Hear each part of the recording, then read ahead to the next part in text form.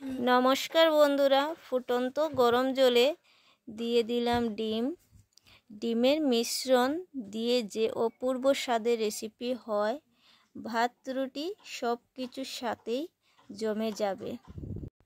একবার যদি ডিমের এই রেসিপিটা বানাও তাহলে ডিমের আর কোনো রেসিপি ভালো লাগবে না। এই দুর্দান্ত রেসিপিটার জন্য আমি দুটো ডিমকে ফাটিয়ে নিয়েছি একটা বাটির মধ্যে।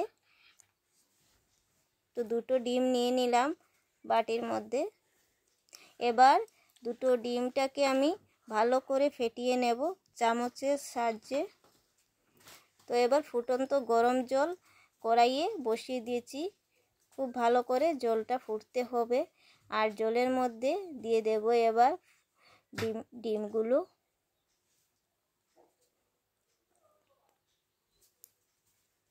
তো দুটো ডিম মনে হবে যেন অনেকগুলো ডিম দিয়ে দিয়েছি, এইভাবে হবে। এবার ফুটন্ত গরম জলে ডিমের মিশ্রণটি দিয়ে দেওয়ার পর একটা ঢাকনার সাহায্যে ঢেকে রাখবো। 4 থেকে 5 মিনিট সিদ্ধ করে নিতে হবে। তাই 4 থেকে 5 মিনিট পর আমি নামিয়ে নেব। ডিমটাও অনেক বাড়িয়ে গেছে, অনেক বেশি লাগছে, কিন্তু আমি দুটো ডিম দিয়েছি। এবার একটা ছাঁকনির সাহায্যে আমি ডিমটাকে ছেঁকে নেব।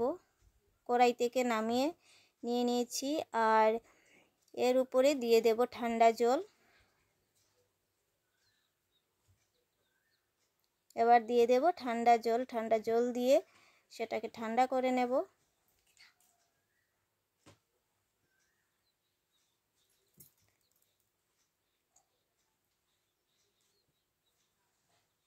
তো ডিমটা ঠান্ডা হওয়ার পর কড়াইটা বসিয়ে দিয়েছি। কড়াইয়ের মধ্যে পেঁয়াজ কুচি দিয়ে দিলাম,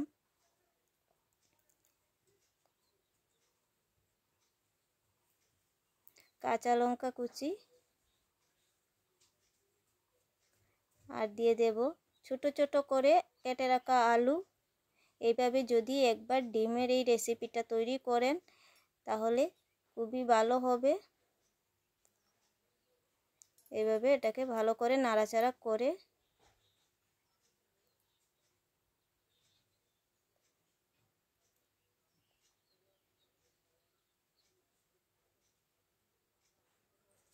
তার মধ্যে দিয়ে দিলাম টমেটো কুচি,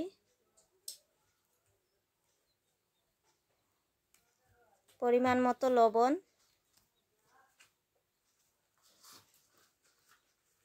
দিয়ে নাড়াচাড়া করে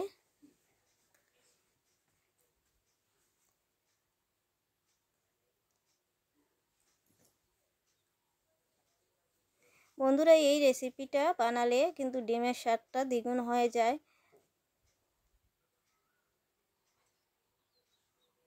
তো অল্প সময় ঢেকে রাখার পর আবারও চলে এলাম।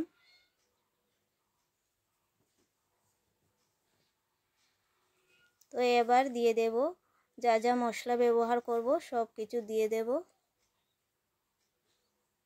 কেউ ভিডিওটা স্কিপ করবে না করে ভিডিওটা ফুল ওয়াচ করবে। তার মধ্যে দিয়ে দিলাম আদা আর রসুনের পেস্ট করিনি, সেগুলোকে কুচিয়ে রেখেছিলাম, কুচিয়ে রেখে দিয়ে দিলাম হলুদ গুঁড়ো। আপনারা চাইলে আদা রসুন পেস্টও দিতে পারেন বা বেটে দিতে পারেন। তার মধ্যে দিয়ে দিলাম লঙ্কা গুঁড়ো, জিরে গুঁড়ো, ঘরে যা যা মশলা ছিল তাই দিয়ে দিলাম। এবার ভালো করে মশলাগুলোকে ভেজে নেব।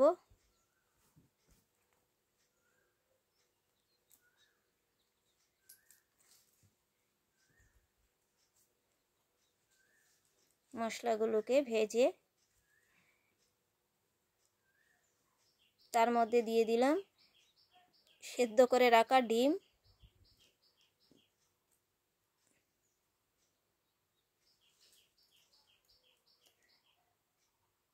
ডিমটা দিয়ে আর একটু ভালো করে নেড়ে ছেড়ে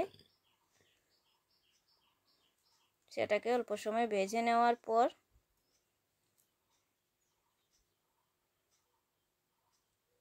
বন্ধুরা এই রেসিপিটা অবশ্যই ঘরে একবার ট্রাই করে দেখবেন, দারুণ লাগে। আর সব কিছুর সঙ্গে কিন্তু এই রেসিপিটা জমে যাবে। তাই আবার ঢাকনা দিয়ে দিলাম, অল্প সময় আলুটা সিদ্ধ হয়ে যাবে।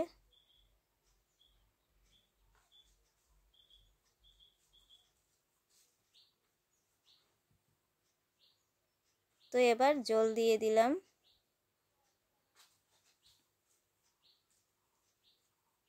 আপনারা গরম জলও ব্যবহার করতে পারেন, আমি গরম জল দিইনি, ঠান্ডা জল দিয়েছি।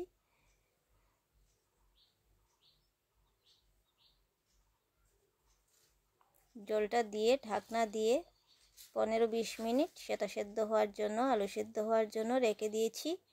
এবার দেখুন, দেখতে যেরকম দারুণ লাগছে, খেতেও কিন্তু খুবই অপূর্ব লাগে। তার মধ্যে দিয়ে দেব চাট মশলা।